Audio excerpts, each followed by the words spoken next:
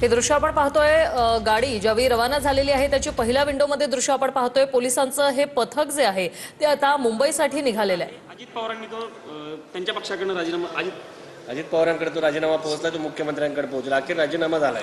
हे बघा, काल कोर्टाने निर्णय दिला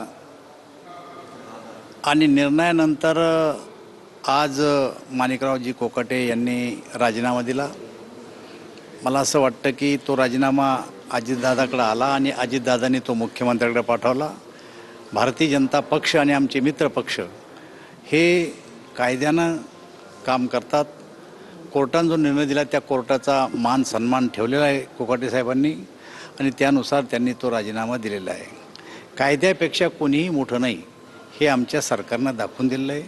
आपल्याला माहिती आहे की राष्ट्रवादी काँग्रेसचे नेते, त्यांचं नाव काय, ते जेलमध्ये गेल्याच्यानंतर सुद्धा राजीनामा, नवाब मलिक जेलमध्ये गेल्याच्या नंतर सुद्धा राजीनामा दिला नव्हता। केजरीवालने सुद्धा जेलमध्ये गेल्यानंतर राजीनामा दिला नव्हता। पण तो आमचा पक्ष हा कायद्यानं चालणारा, कायदे पाळणारा असल्यामुळं आणि कोकाटेने राजीनामा दिला असल्यामुळं मला स्वतःला असं वाटतं की मुख्यमंत्री लगेच तो मान्य करतील। दादा, आता माणिकराव कोकाटे यांची आमदारकी देखील रद्द होणार आहे या निमित्ताने, तर त्या ठिकाणची जागा जी रिक्त होईल ती महायुती म्हणून लढली जाईल की भाजप?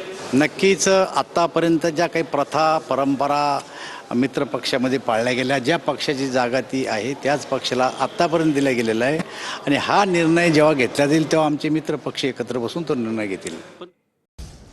पिंपरी चिंचवडमध्ये ठाकरेंच्या सेनेला मोठा धक्का। ठाकरे सेनेच्या पिंपरी चिंचवड शहराध्यक्षांचा राजीनामा। संजोग वाघेरे भाजपात प्रवेश करणार असल्याचं कळतंय।